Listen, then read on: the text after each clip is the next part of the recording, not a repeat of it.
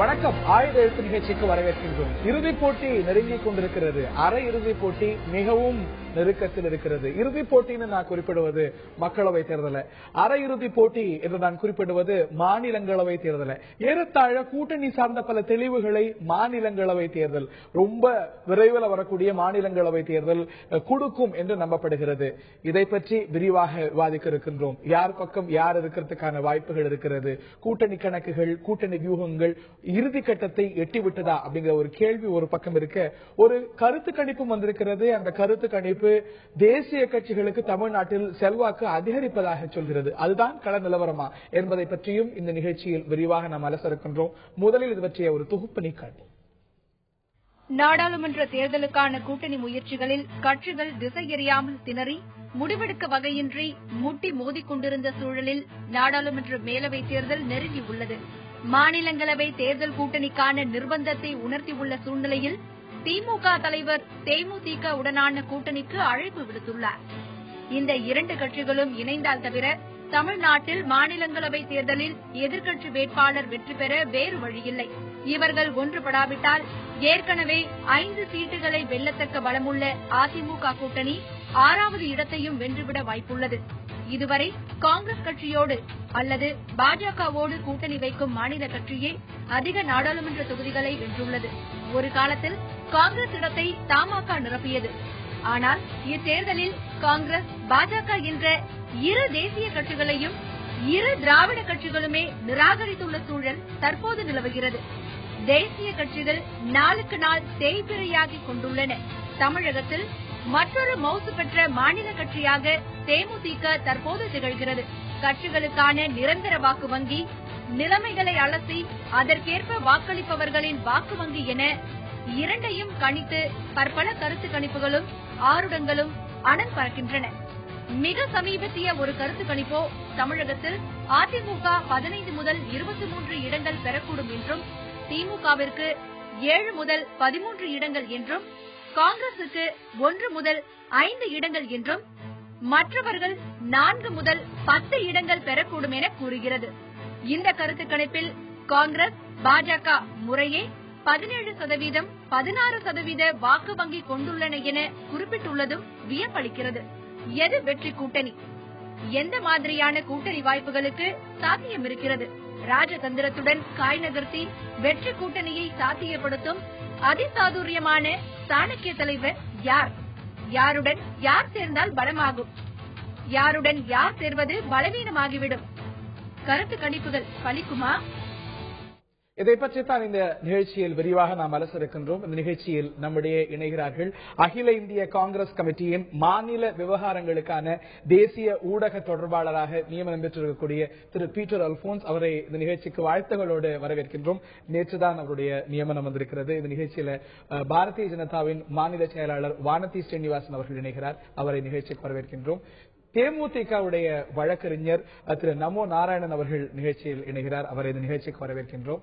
திராவிட முன்னேற்ற கழக மூத்த பிரமுகர் திரு KS ராதாகிருஷ்ணன் அவர்கள், பிரமுகர் திரு உங்களுடைய தன்னடக்க திமுக உறுப்பினர் திரு KS ராதாகிருஷ்ணன் அவர்களை வரவேற்கின்றோம். அவருடைய விருப்பப்படியே எல்லாரையும் இந்த நிகழ்ச்சிக்கு வரவேற்கின்றோம். நம்முடைய கவனத்தை ஒரு கருத்து கணிப்பு ஈட்டிருக்கிறது. அந்த கருத்து கணிப்பு சொல்லக்கூடிய விவரத்தை தொகுப்பிலேயே பார்த்தோம். அது சொல்லக்கூடிய விஷயம் தேசிய கட்சிகளுக்கு செல்வாக்கு பெருகி இருக்கிறது.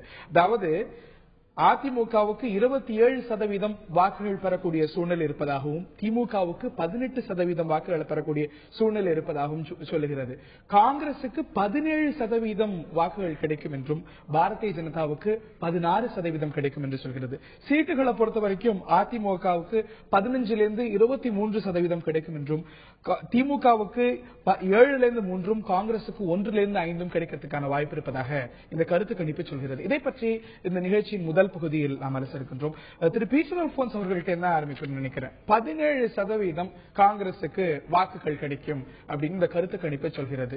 இந்த கருத்து கணிப்பு மட்டுமல்ல, சமீபத்தில் வந்த மற்றொரு ஊடக கருத்து கணிப்பும் 18% காங்கிரசுடைய செல்வாக்கு உயர்ந்திருக்கிறது அப்படின்னு சொல்லுது. இன்னொரு பக்கம் காங்கிரசுடைய செல்வாக்கு குறைகிறது, விமர்சனம் பெருகுகிறதுங்கிற ஒரு பார்வை இருக்க, இந்த கருத்து கணிப்பு 17% உங்களுடைய வாக்கு சதவீதம் கூடியிருக்குங்கிற விஷயத்தை உண்மையிலே நீங்க நம்புறீங்களா? அதாவது நம்ம தமிழ்நாட்டில் ஒரு பழமொழி சொல்லுவாங்க, யானை படுத்தாலும் குதிரை உயரம் என்று சொல்வார்கள். காங்கிரஸ் கட்சி ஒரு பாரம்பரியமான கட்சி. காங்கிரஸ் கட்சி இல்லாத ஊர், தாலுகா, மாவட்டம் என்று எதையும் சொல்ல முடியாது. இந்தியா முழுவதும் காஷ்மீரிலிருந்து கன்னியாகுமரி வரை ஒரு சிறு கிராமத்தை எடுத்துக்கொண்டால் கூட அங்கு யாராவது ஒரு காங்கிரஸ்காரர் இருப்பார். அதுதான் காங்கிரஸ் கட்சியினுடைய மிகப்பெரிய பலம். அந்த வகையிலே 1967 பார்த்தீர்கள் என்று சொன்னால் காங்கிரஸ் கட்சி இங்கே தோற்கின்ற போது ஏறக்குறைய 44% வாக்கு வங்கியை தன்னிடம் வைத்திருந்தது. ஆனால் பல காலகட்டங்களிலே மாநில அரசை இழந்த காரணத்தினாலும் மீண்டும் மீண்டுமாக அதிமுக, திமுக போன்ற திராவிட கட்சிகளோடு கூட்டு வைத்த காரணத்தினாலும் தன்னுடைய வாக்கு வங்கியினுடைய கொஞ்சம் கொஞ்சமாக இழந்து இன்று ஊடகங்கள் சொன்ன அந்த தகவல் பொய் என்பதை நிரூபிக்கின்ற வகையிலே காங்கிரஸ் கட்சிக்கு சில பேர் 5% வாக்கு, 6% வாக்கு என்றெல்லாம் அவர்கள் சொல்லி விமர்சித்த காலம் உண்மை அல்ல என்பதை சொல்லக்கூடிய வகையில் இந்த மீண்டும் மீண்டும் எடுத்திருக்கிற கருத்து கணிப்புகள் ஏறக்குறைய 17-18% வாக்குகள் காங்கிரஸ் கட்சிக்கு நிலையாக இருக்கிறது என்பதை நிரூபித்திருக்கிறது. அந்த வகையிலே நான் இதோட கூட கொஞ்சம் இருக்கும் தான் நினைக்கிறேன். 20 விழுக்காடு வரை காங்கிரஸ் கட்சிக்கு வாக்கு இருக்கும். ஏன்னா காங்கிரஸ் கட்சிக்கு தொண்டர்களை விட காங்கிரஸ் கட்சியினுடைய ஓட் பேங்க் என்னைக்குமே அதிகம். நண்பர் ராதாகிருஷ்ணன் கூட ஒத்துக்கொள்வார் என்று எண்ணுகிறேன். அந்த வகையிலே திரு மத்தியில காங்கிரஸ் ஆட்சியை இழக்கும்னு கருத்து கணிப்பு சொன்னா இல்ல கருத்து கணிப்பு எல்லாம் தடை செய்யணும் அப்படிங்கிறீங்க. அதெல்லாம் போய் கருத்து கணிப்பு உண்மையை சொல்லாதுங்கிறீங்க. 17% உங்களுக்கு வாக்கு வங்கி இருக்குன்னு இல்ல, இது உண்மைதான், இதை விட ஜாஸ்தியா இருக்குன்னு சொல்லும்போது அது விமர்சனத்துக்கு உள்ளாகுது. இல்ல, அதாவது நான் என்ன சொல்றேன்னு கேட்டீங்கன்னா, இன்னும் இந்த வாக்கு வங்கிகள் தேர்தலை நோக்கி நகருகின்ற போது இது மாறக்கூடிய சூழ்நிலை வருகிறது. அதாவது எந்த கட்சி ஜெயிக்குமோ அந்த கட்சிக்கு கூட 2-3% வாக்குகள் கூடுவதற்கான வாய்ப்பு இருக்கிறது. கூட்டணி சேர்கின்ற போது இந்த வாக்குகளும் கூடுவதற்கான வாய்ப்பு இருக்கிறது. வெற்றி கூட்டணி அல்லது பலமான கூட்டணி என்று பார்க்கின்ற போது அதற்காக இந்த வாக்கு வங்கிகள் சம்பந்தப்பட்ட கட்சிகளுடைய அதிகரிக்கக்கூடிய சூழ்நிலை வருகிறது. எந்த சூழ்நிலையில் பார்த்தாலும் இது உங்களுடைய முதற்கட்ட கருத்து. தமிழ்நாட்டை பொறுத்தவரை கூட்டணி கட்சிகள் தான் வெற்றி தோல்வியை நிர்ணயித்திருக்கின்றன என்கிற உண்மையை நாம் மறந்துவிட முடியாது. நான் வானதி அவர்கள்ட்ட கேட்க விரும்புகின்றேன். 17% அல்ல 20% இருக்கிறதுக்கான வாய்ப்பு இருக்கிறது தமிழ்நாட்டில் காங்கிரசுக்கான வாக்கு சதவீதம் என்கிறார். இதே கருத்து கணிப்பு 2%-லிருந்து 16% உங்களுடைய வாக்குகள் அதிகரிக்கிறது அப்படின்னு சொல்லுது. ஆனால் உங்களை விட காங்கிரசுக்கு தான் அதிகமாக இருக்கிறாங்க சொல்லுறது. எப்படி பாக்குறீங்க? அதாவது முதல்ல ஒரு விஷயம், பொதுவாகவே இந்த கருத்து கணிப்புகள் இந்த மாதிரி நடைமுறை நடத்துறது அப்படிங்கறது பொறுத்த வரைக்கும் எல்லாத்துக்குமே ஒரு மாற்று கருத்துக்கள் இருக்கு. சரியான சாம்பிள் சர்வே இருக்குது அப்படிங்கறதுல இன்னைக்கு வரைக்கும் நாடு முழுக்க இதுதான் பர்டிகுலர் எக்ஸாம்பிள். நான் இதை சொல்றேன், இப்ப நான் பொதுவா தான் நான் சொல்றேன். இப்ப அடுத்தது நீங்க அடுத்த கட்டம் அதுதான் வர போறீங்க. யார் பிரதமர் வேட்பாளர் கேட்டா எல்லாத்தோட முன்னணியில் இருக்க போறது மோடி அவர்கள். இதை ஏத்துக்கிறீங்க. ஆனா காங்கிரசுக்கு 17% இருக்கணும், அதோட உங்களுக்கு குறைவா இருக்குன்னு ஏத்துக்க மாட்டீங்க. நான் ஏத்துக்கிறது ஏத்துக்காதவே சொல்லல. நான் பொதுவா கருத்து கணிப்புகளை பத்தி சொல்ல வரேன். இதுல எங்களுக்கு குறைஞ்சிடுச்சு, நான் காங்கிரஸுக்கு ஜாஸ்தி ஆச்சு அப்படிங்கறதுக்காக நான் சொல்ல வரல. இதே கருத்து கணிப்பு நீங்க இதை விட பிஜேபிக்கு ஜாஸ்தி இருந்த காலத்துல கேட்ட போது நான் இதே தான் சொன்னேன். கருத்து கணிப்புகள் எந்த அளவுக்கு உண்மை நிலவரத்தை சொல்கிறது அப்படிங்கறது தெரியாது. இது சாம்பிள் சர்வே, அதனாலதான் சாம்பிள் சர்வே சொல்றாங்க. 1500 பேர்கிட்ட அவங்க கேட்டதுல 909 பேர் ரிட்டர்ன் ஆயிருக்கு. இந்த மாதிரி 60 லொகேஷன்ல எடுத்து பண்றாங்க. டிஃபரெண்ட் அர்பன், வில்லேஜ் இந்த மாதிரியான விஷயங்கள் இது எல்லாமே மிக்ஸ் ஆயிதான் இந்த கருத்து கணிப்பு வருது. இது எல்லாமே சகோதரர் சொல்ற மாதிரி காங்கிரஸ் அப்படின்னு சொல்லிட்டு இதுல எல்லா விஷயத்தையும் பார்க்கும்போது காங்கிரஸுக்கு வரும்போதுதான் எல்லாத்துக்குமே கொஞ்சம் அதிர்ச்சிகரமா இருக்குது. இது எப்படி சாத்தியமா இருக்கு? ஏனென்றால் நீங்க திரும்ப திரும்ப கடந்த உள்ளாட்சி தேர்தலில் கூட இந்த அளவுக்கு வாக்கு சதவிகிதம் காங்கிரசுக்கு இல்ல. உள்ளாட்சி மன்ற தேர்தல்கள் கிட்டத்தட்ட பிஜேபி பெற்றிருக்கக்கூடிய 3% மேல பிஜேபிக்கு இல்ல. நான் பிஜேபிக்கு இல்லங்கிறதுல நான் இதுக்காக சொல்ல, நீங்க சொல்றாரு இல்லையா சகோதரர், எல்லா இடத்துலயும் உள்ளாட்சி தேர்தல் காங்கிரசுக்கு இல்ல, அதுக்கு முந்தைய தேர்தல் இல்லன்னா அதை ஒட்டி இருக்கணும்ங்கிறீங்க. அதை ஒட்டி உங்களுடைய வாக்கு சதவீதம் அதுதான் நான் சொல்ல வரேன். அதுக்கு பின்னால நடந்த நான் உள்ளாட்சி, அதனாலதான் நான் முடிக்கல. நீங்க உள்ளாட்சி தேர்தலுக்கு பின்னாடி மிகப்பெரிய மாற்றம் என்ன வந்திருக்குன்னா, பிஜேபியை பொறுத்த வரைக்கும் தமிழ்நாட்டுல நீங்க பிஜேபியுடன் நெருக்கத்தை காட்டக்கூடிய கட்சிகள் இணைந்து வந்திருக்கின்றன. காரணம், நீங்க கடந்த 5 சட்டசபை தேர்தல்களுடைய தேர்தல் முடிவுகள், அதற்கு பின்னால இந்தியா முழுக்க நரேந்திர மோடி அவர்களுக்கு இருக்கக்கூடிய ஒரு ஆதரவான சூழ்நிலை.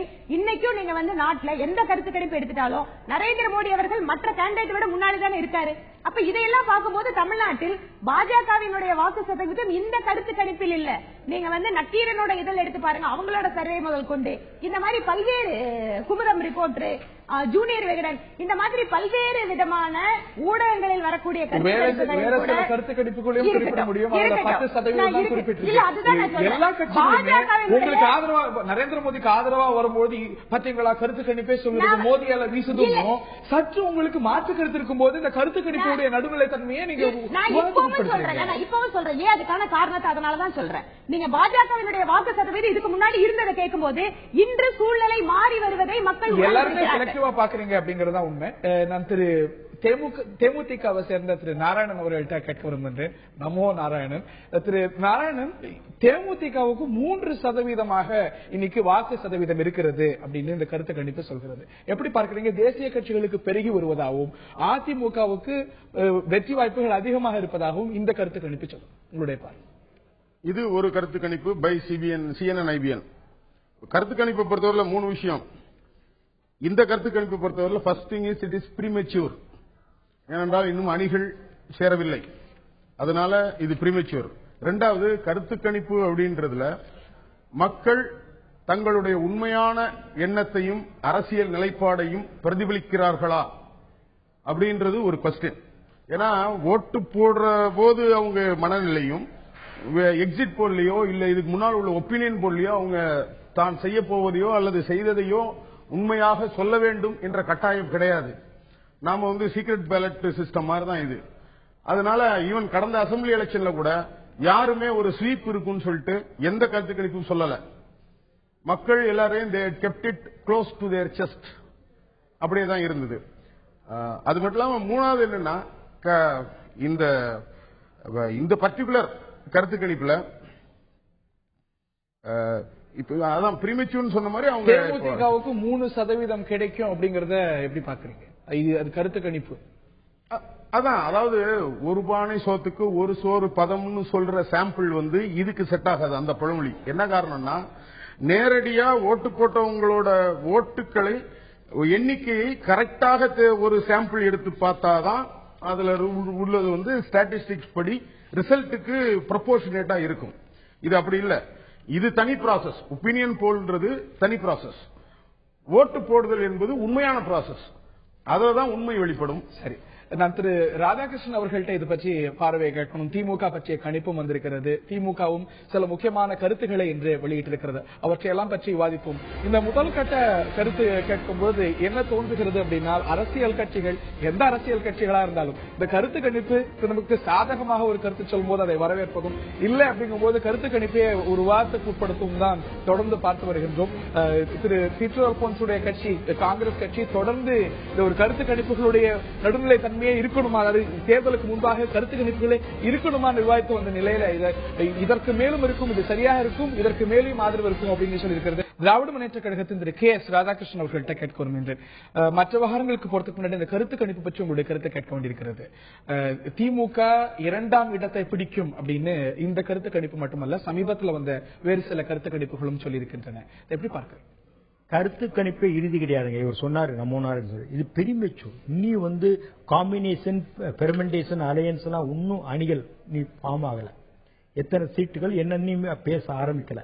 இந்த கருத்துல இந்த கருத்து கணிப்பு சரியான கருத்து கணிப்பா இருக்காது.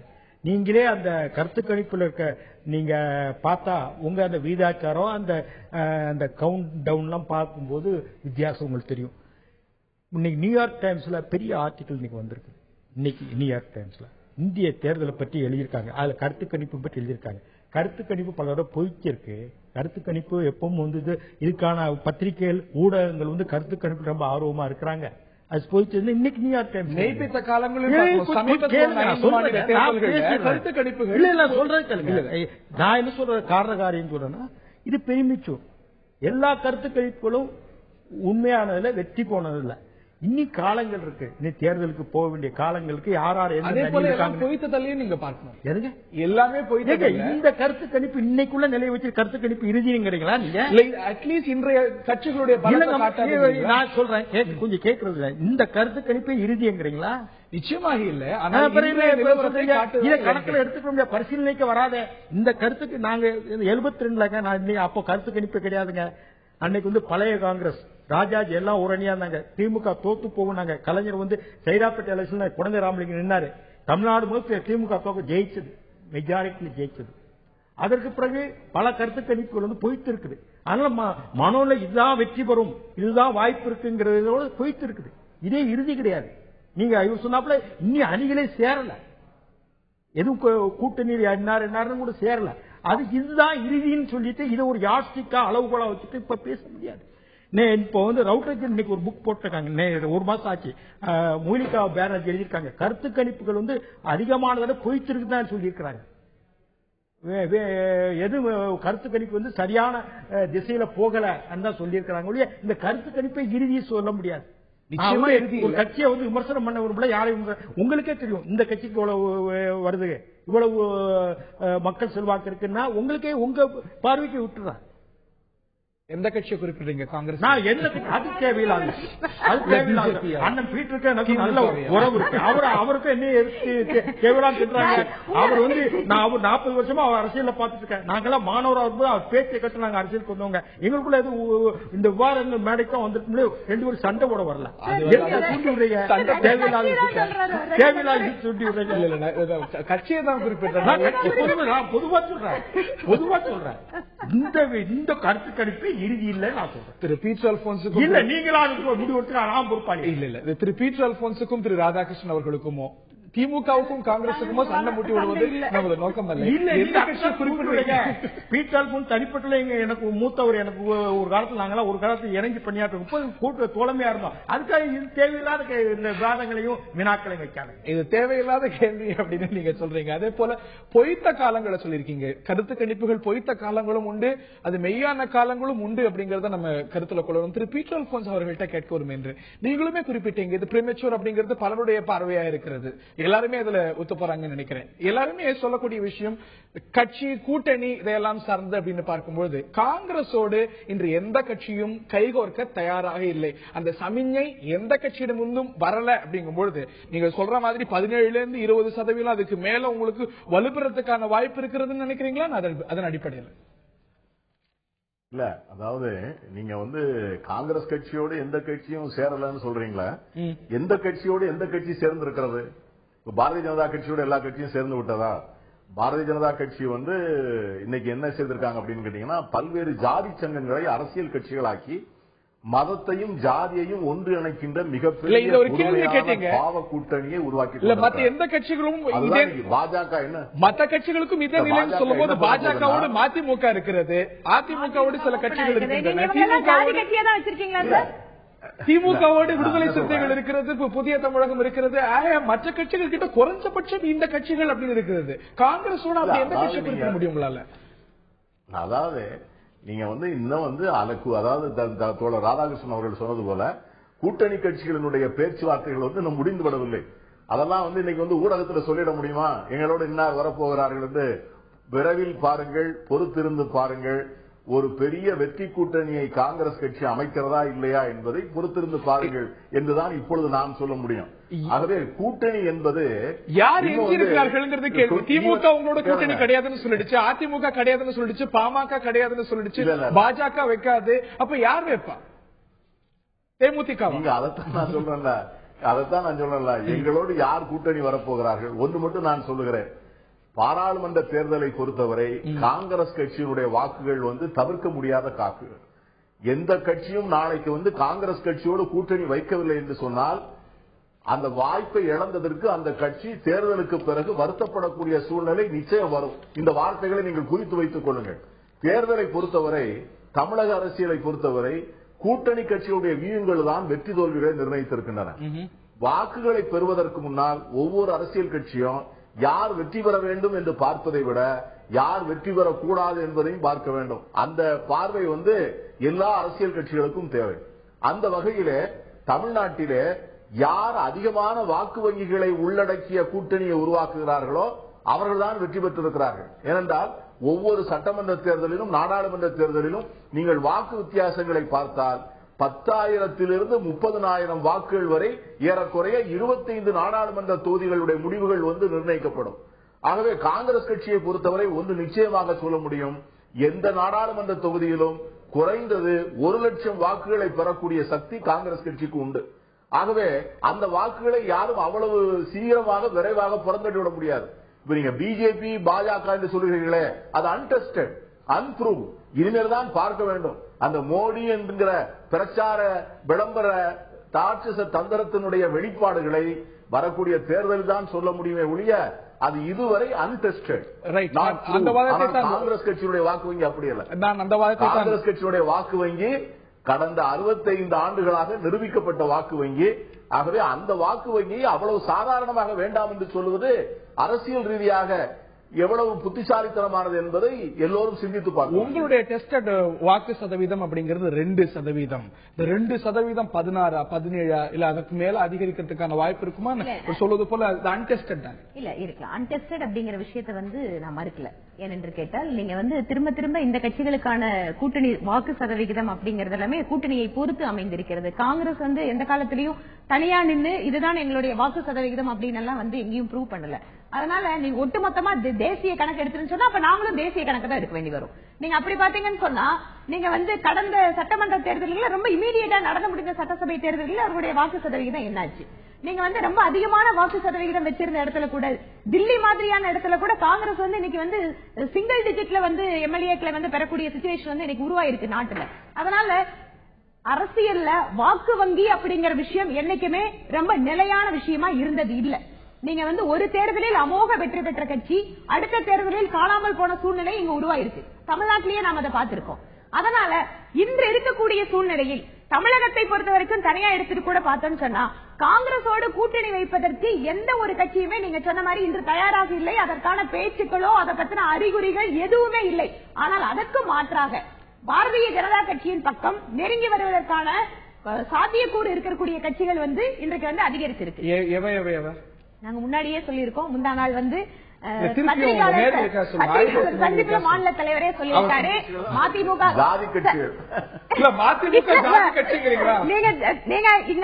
சார் நீங்க அப்படி பாத்துட்டீங்கன்னா ஜாதி கட்சின்னு பிராண்ட் பண்ண ஆரம்பிச்சீங்கன்னு சொன்னா நீங்க எத்தனை பேர்த்தோட கூட்டணி எல்லாம் வச்சிருந்தீங்க? அவங்களுக்கெல்லாம் நீங்க என்ன பிராண்ட் கொடுக்க போறீங்க? மதிமுகவை ஜாதி கட்சிங்கிறீங்களா, பாமகவை ஜாதி கட்சிங்கிறீங்களா? யாரை குறிப்பிடுறீங்க? மதிமுக அவங்களோட சேர்றாங்க, அது ஜாதி கட்சி அவங்களை பொறுத்த வரைக்கும் இல்ல.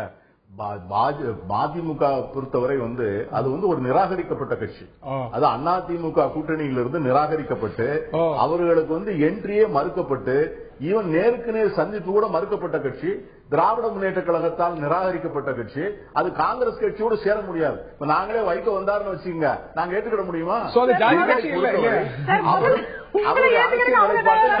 ஏற்றுக்கொள்ளதில்லை. ஏன்னா அவர் பெரிய தேசபக்தர். ஆகவே அவர் பாஜக கூட தான் இருக்கணும். ஏன்னா பாஜக ஒரு பெரிய தேசபக்த கட்சி, இன்னொரு பெரிய தேசபக்தர்களுடைய கூட்டம்.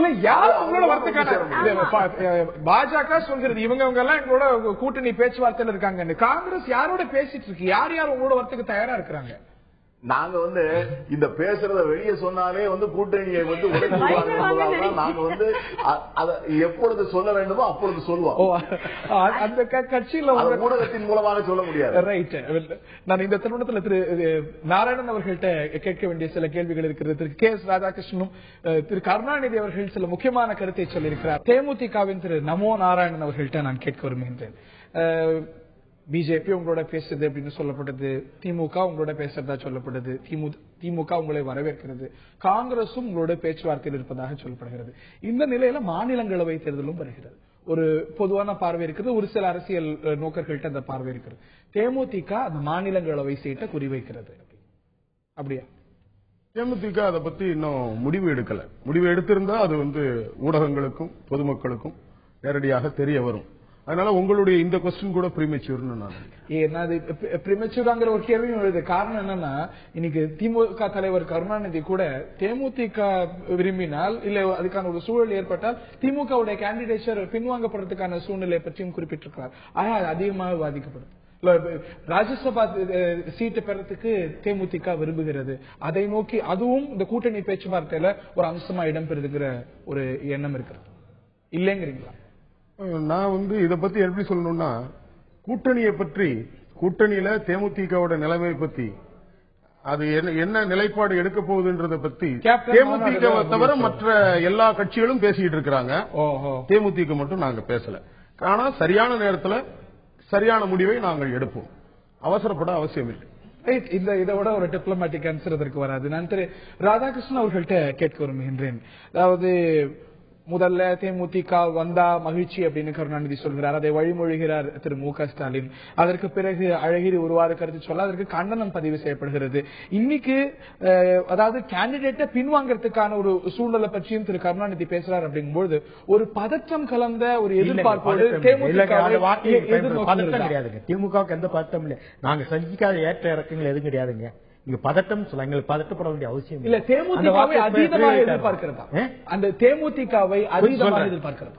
திமுகவுக்கு மாநிலத்தில் பல சந்தர்ப்பங்கள்ல 60களிலிருந்து இருந்து தேர்தல் அப்துல் சமத் தோழமை கட்சியா இருக்கும்போது குறைவான ஓட்டுகளை ஜெயிக்க வச்சோம்.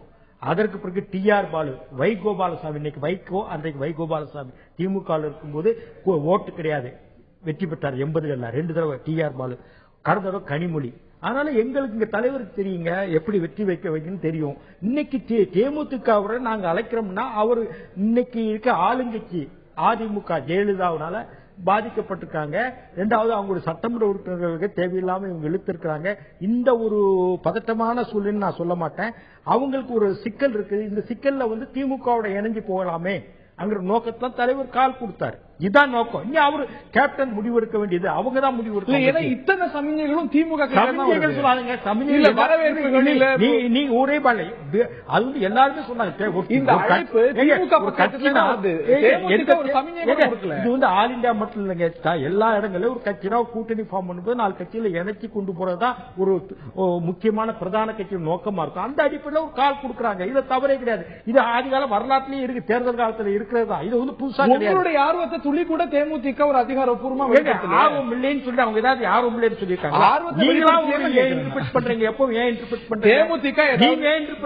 அப்படி ஏதோ ஆர்வம் இல்ல, அவங்க தேவையில்லாம கூப்பிடுறாங்க. இது வரைக்கும் சொன்னாங்களா? இது வரைக்கும்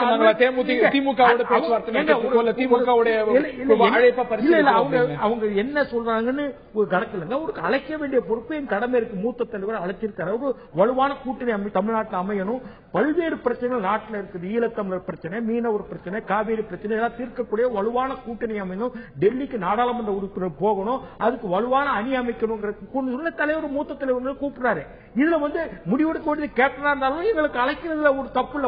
ஒரு கட்சிக்கு அழைக்கிறது தப்பு இல்ல. அது அதை நீங்க சொல்றாப்புல அந்த டிகிரி அந்த இதற்கு பாருங்க, அந்த சொல்ற நீங்க பயன்படுத்திங்க அந்த வார்த்தை அது நல்லது இல்ல. பதற்றமான நீங்க சொல்ற வார்த்தை அழைக்கிற தேவையில்லாத அழைப்பு மாதிரி நீங்க சொல்றது.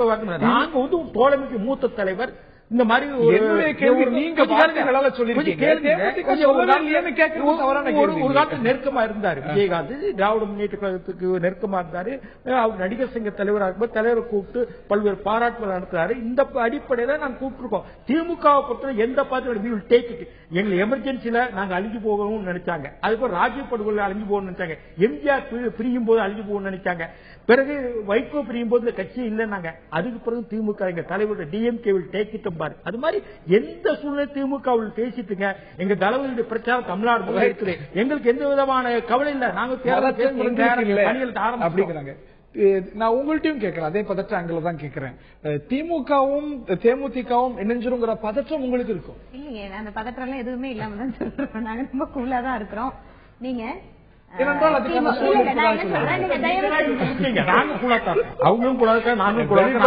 அப்ளிகேஷன் வாங்கி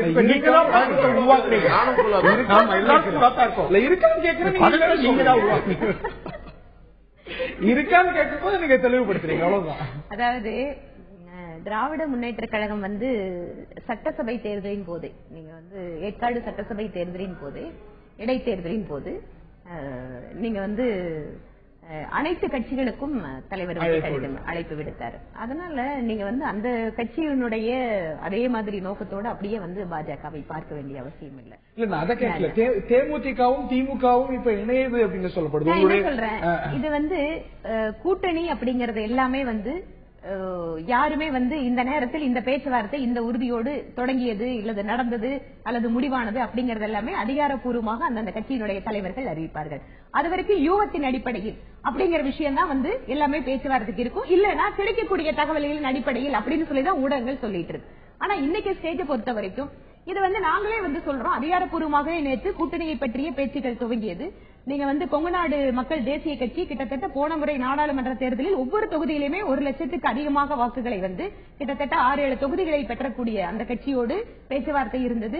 இந்திய ஜனநாயக கட்சி வந்து இல்ல நான் அதான் சொல்றேன். மற்ற கட்சிகள் மதிமுக உறுதியாகிவிட்டது. இன்று பாமக மற்றும் தேமுதிக இவர்கள் எல்லாமே கூட்டணியில் சேர்வதற்கான வாய்ப்புகள் அதிகமாக இருக்கின்றது. அதனால இப்படி இருக்கக்கூடிய சூழ்நிலையில நீங்க வந்து உங்களுக்கு வந்து அந்த ஒரு கட்சி அங்க சேர்ந்துடக்கூடாதுங்கிற பதற்றமா அப்படிங்கறதெல்லாம் எதுவுமே இல்ல. நாங்கள் நம்பிக்கையோடு இருக்கிறோம். ஏனென்று கேட்டால் இந்த நம்பிக்கைக்கான அறிகுறிகளும் எங்களிடம் இருக்கிறதாலதான் அந்த நம்பிக்கையை நான் சொல்றேன். இல்ல அதே அறிகுறியை தான் திமுகவும் வெளிப்படுத்துது. இன்னைக்கு திமுக தலைவர் சொல்லும் பொழுது ராஜ்யசபா தேர்தலில் தேமுதிக போட்டியிட்டால் நீங்க தொடர்ச்சியா சொல்லிட்டே இருந்தீங்க.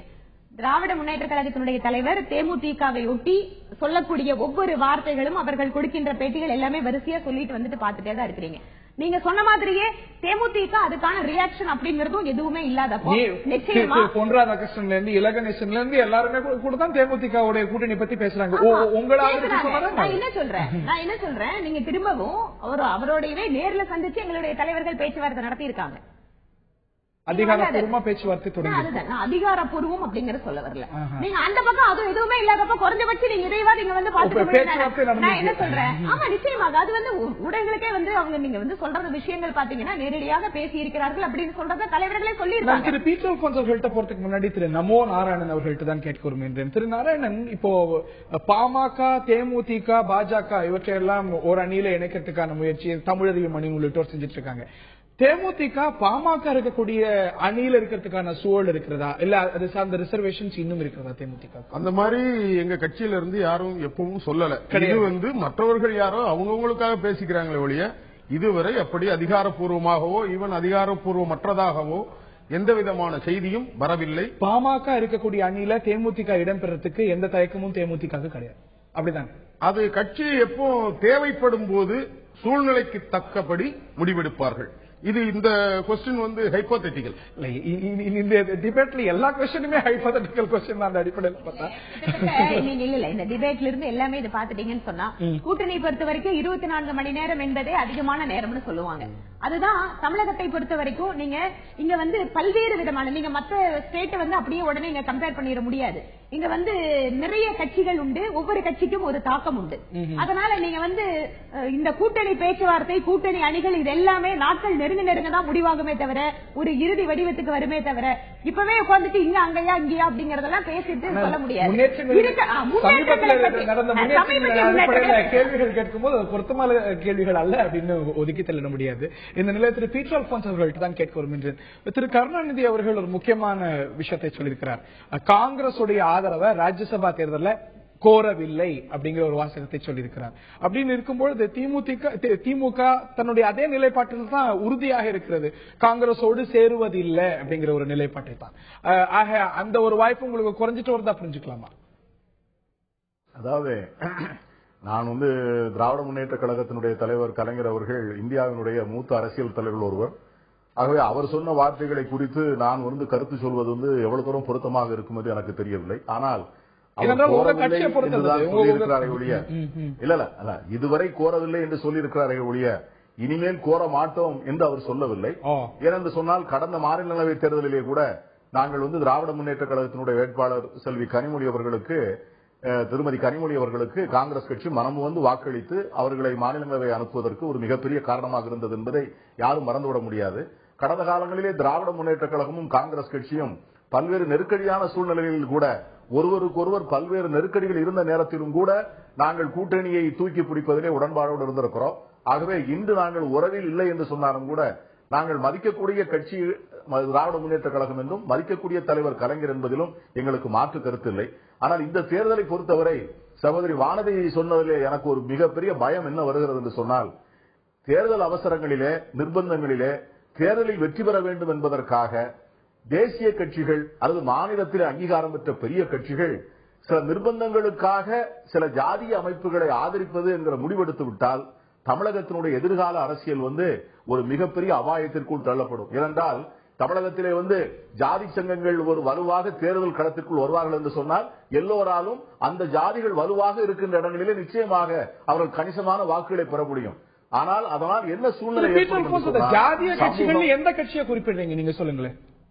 நான் நீங்க அவங்க சொன்ன எல்லா கட்சிகளையும் எடுத்துக்கொள்ளுங்க. இதெல்லாம் பேர் சொன்னா நாளைக்கு உடனே அதற்கு இல்ல அந்த மாதிரி எல்லாம் பேர் சொல்ல முடியாது. எல்லோருக்கும் தெரியும், ஊடகத்துக்காரர்களுக்கும் தெரியும் எந்தெந்த கட்சிகள். நான் முடிச்சிடறேன் வானதி, நான் முடிச்சிடறேன். அதாவது ஜாதிகளின் அடிப்படையில் எந்த கட்சிகள் செயல்படுகிறது என்பது இந்த தமிழ்நாட்டில் இருக்கிற எல்லோருக்கும் தெரியும். எனக்கு தெரியல, நீங்க நேர்களுக்கு தெரியுமான்னு நீங்க விளக்குங்களேன். எந்த கட்சிகளை ஜாதிய கட்சிகளை குறிப்பிடுறீங்க? உங்களுக்கு தெரியறதை விட உங்கள் நேயர்களுக்கு ரொம்ப அதிகமா தெரியும். இந்த ஊர்ல வாக்காளர்கள் ஒவ்வொருவரும் நீங்க நம்ம ஊர்ல பாப்பாங்களா, தண்ணிகளை கூட தடம் பார்க்கக்கூடிய வாக்காளர்கள் நம்முடைய வாக்காளர்கள். ஆகவே எனக்கு தெரியல, உங்கள்கிட்ட தெரிஞ்சுக்க விரும்புறேன் எந்த கட்சிகளை குறிப்பிட்டாங்க இந்த ஜாதிய கட்சிகள். நீங்க என்னிடம் அந்த கேள்விக்கு பதில் வாங்குவதன் மூலமாக காங்கிரஸை நீங்க ஒரு நிர்பந்தத்திற்குள்ள தள்ள விரும்புகிறீர்கள். நான் அதுக்குள்ள அவ்வளவு ஈஸியா நான் மாட்டிக்க மாட்டேன். என்ன சொல்றேன்னு சொன்னா, தேசிய கட்சிகளுக்கும் மாநில கட்சிகளுக்கும் ஒரு மிகப்பெரிய பொறுப்பு இருக்கிறது. இந்த தேர்தலில் ஒரு வெற்றி பெற வேண்டும் என்கிற ஒரு நிர்பந்தத்திற்காக சமுதாய கூட்டணிகளை, ஜாதி கூட்டணிகளை நாம் ஆதரித்தோம் என்று சொன்னால், ஒவ்வொரு ஜாதிக்கும் 2 MP 3 MP நாளைக்கு தமிழ்நாட்டினுடைய ஒட்டுமொத்த எதிர்காலம் எப்படி இருக்கும் என்பதை சிந்தித்து பார்க்க வேண்டிய கடமை நாம் எல்லோருக்கும் இருக்கிறது. ஆகவே அந்த வகையில் தான் நான் என்ன சொல்றேன்னு கேட்டீங்கன்னா, பொதுவா இந்த தமிழக தேர்தல்கள் எப்படி இருக்கிறதுன்னா, எல்லாரும் ஒரு வலுவான 35% வாக்குகள் வேண்டும் வெற்றி பெறுவதற்கு. ஆனால் 4 அணியாக இருந்தால் 27%, 28% வைத்திருக்கிற கட்சிகள் வெற்றி பெற்றுவிட முடியும். ஆகவே அந்த ஆபத்தை கருத்தில் கொண்டுதான் இன்று திராவிட முன்னேற்ற கழக தலைவர் கலைஞர் அவர்களை போன்றவர்கள் எப்படியாவது அந்த வெற்றி கூணி அமைத்து அந்த போட்டியிடுகின்ற அணிகளுடைய எண்ணிக்கையை குறைக்க வேண்டும். 4 அணி 5 அணி என்று சொன்னால் யார் வெற்றி பெறக்கூடாது என்று நினைக்கிறோமோ அவர்கள் வெற்றி பெறுவார்கள். மன்னிக்கணும் குறிக்கிறதுக்கு அவர் சொன்னார், காங்கிரஸ் ஆதரவை கோரவில்லை என்று கலைஞர் சொல்கிறாரே தவிர கோர மாட்டோம்னு சொல்லல, அங்க வாய்ப்புகள் இருக்கிறது அப்படின்னு சொன்னார். அதுல இன்னும் குழப்பம் இருக்கிறது. இது காங்கிரஸோட இல்லங்க, எங்க கேளுங்க, நீங்க தான் குழம்பிட்டு இருக்கீங்க. எங்களுக்கு ஈழத்தமிழ் பிரச்சனையும் நாங்க UPA இருந்து வெளியே வந்து அண்ணன் சொல்றாரு, அது வேற விஷயம். அதுவும் மீனவர் பிரச்சனை, நேஷனல் பார்ட்டியே அங்கீகாரமான ஒரு செய்தி தொடர்பாளராக அறிவிச்சிருக்கிறாங்க.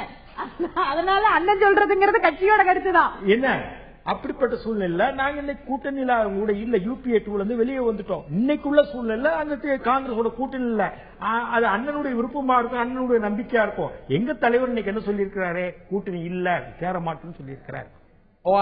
காங்கிரஸ் ஆதரவு கோரவில்லை, கோர மாட்டோம் அப்படிங்கறதாவும் எடுத்துக்கலாமா? ஆமா, சொல்லலாம். திரு பீட்டர் அல்போன்ஸ் கோர மாட்டோம் அப்படிங்கறதா திமுகவுடைய நிலைப்பாடு என்கிறார். ராஜ்யசபா இல்ல, கோரவில்லை அப்படிங்கறத கோர மாட்டோம் அவர் சொல்லல அப்படிங்கிறார். நீங்க கோர மாட்டோம் தான் அப்படிங்கிறீங்க. அதான் திரு பீட்டர் அல்போன்ஸ் கேட்க விரும்புறேன். கோர மாட்டோம், நான் அதற்கு ஏதாவது பதில் சொல்ல வந்தா அது ரொம்ப தவறா போயிடும், தப்பா போயிடும். நான் ராதாகிருஷ்ணன் தனியா பேசுகிறேன். இந்த ஊடகத்தின் மூலமாக நான் பேச விரும்பும் இல்ல. இதுல இருந்து புரிஞ்சுக்கிற விஷயம் என்னவென்றால், 4 பேரும் நாங்க எல்லாம் தனியா பேசுவோம். எதையுமே மக்களுக்கு பைத்தியக்காரன் ஆகக்கூடாது. தெளிவான பாதை. நீங்க பேசக்கூடிய விஷயங்களும் மக்கள் தெரிஞ்சுக்க வேண்டிய சொல்றேன். இன்னைக்கு எங்க தலைவர் சொல்லியிருக்காரு, கூட்டணி கோரலன்னு சொல்லியிருக்காரு. எங்க தலைவர் நிலைப்பாடு தான் திராவிட முன்னேற்ற கழகம். இந்த நேரத்தில் நேர்கள்ட்டையும் ஒரு கேள்வி கேட்டிருந்தோம். தமிழகத்தில் தேசிய கட்சிகளுக்கு செல்வாக்கு வளர்கிறதா அப்படின்னு 1000 நேர்கள் தங்களுடைய பார்வையை பதிவு செய்திருக்கிறார்கள். அறிந்தோம்.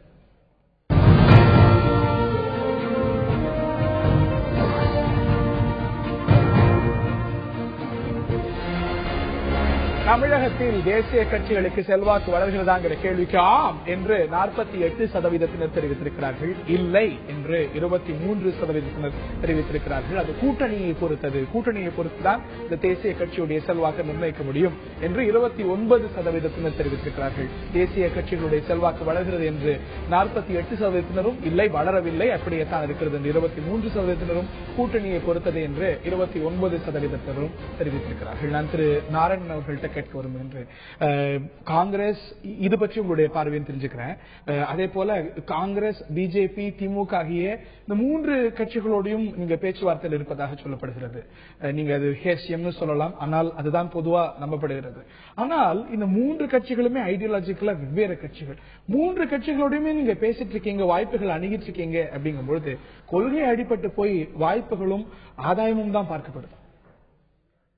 இப்போ அரசியல் கட்சி தலைவர்கள் நிர்வாகிகள் அவங்களுக்குள்ள பேசிக்கிட்டு இருக்கலாம். பட் அது தேர்தல் சம்பந்தமா பேசிட்டு இருக்காங்கன்னு சகோதரி வானதி சொல்றாங்க. இல்லையே, அதிகாரப்பூர்வமா பாஜக இருந்து யாரும் பேசல. பாஜகவும் தேமுதிகவும் பேசவே இல்லையா? அரசியல் அதான் தலைவர்களோ நிர்வாகிகளோ பேசி இருக்கிறாங்க. அரசியல் கூட்டணி சம்பந்தமாவோ வரப்போற தேர்தல் சம்பந்தமாவோ பேசினாங்கன்னு நீங்க எடுத்துக்க வேண்டாம். பொதுவான அரசியல் சூழ்நிலை எப்படி இருக்குது என்று இல்லாம மற்ற அரசியல் கூட பேசியிருக்கலாமே. ஏன்னா தேர்தல் நீங்களா தேர்தல் பத்தி ஏன்னா நாம கூட இல்லாம அங்கே ஏதோ நாம இருந்து பார்த்த மாதிரி எந்த கருத்துக்களையும் நாம சொல்றது சரியா இருக்க அவசியம் இல்லை. அதனால அவங்க வேறதான் அவங்களே பேசினவர்களே வெளியில் என்ன சொல்கிறார்களோ அதைத்தான் நாம் எடுத்துக்கொள்ள முடியுமே தவிர பூட்டிய கதவுகளுக்கு வெளியில் இருப்பவர்கள் பேசுறதெல்லாம் ஹேஷியம் தான், அவர்களது யூகம் தான். அது அவங்க யூகத்துக்கு தான் விட்டுறணும். அதுக்கு நாம பதிலே சொல்லக்கூடாது. அது என்னமோ உண்மைதான். இப்போ எல்லாருடைய கேள்விக்கான பதிலும் பல கேள்விகளுக்கு இது ஹேசியமாகவே பார்க்கப்படுகிறது. உண்மையிலே இது ஹேசியம் தான். ஆனால் அந்த ஹேசியத்திலிருந்து தகவலாக அதிகாரப்பூர்வமான தகவலாக வரக்கூடிய நாட்கள் நெருங்கி கொண்டு வருகிறது அப்படின்னு மட்டுமே நம்மால புரிந்து கொள்ள முடிகிறது. யார் யாரோடு கூட்டணி சேர்கிறார்கள் அப்படிங்கிறதுக்கான ஒரு தெளிவை வரக்கூடிய ராஜ்யசபா தேர்தல் அப்படிங்கிறது பெறக்கூடும். அந்த தருணத்தில் சார்ந்த தெளிவு வரக்கூடும் அப்படிங்கிற ஒரு பார்வை இருக்கிறது. இது கொடுக்குமா இல்ல அதையும் தாண்டி தாமதமாகுமா, யார் மனசுல யாரோட சேர்கிறார், இவற்றுக்கெல்லாம் விடை விரைவில் தெரிய வருகிறது அப்படிங்கிறது மட்டும்தான் இந்த தருணத்தில் தெரிவிக்கப்படுகிறது. இந்த நிகழ்ச்சியில் பங்கு பெற்ற திரு கே எஸ் ராதாகிருஷ்ணன், அதே போல திரு நமோ நாராயணன், வானதி ஸ்ரீனிவாசன் மற்றும் திரு பீட்டர் அல்போன்ஸ் மற்றும் பார்த்தனை நன்றி தெரிவித்து விடைபெறுகிறேன்.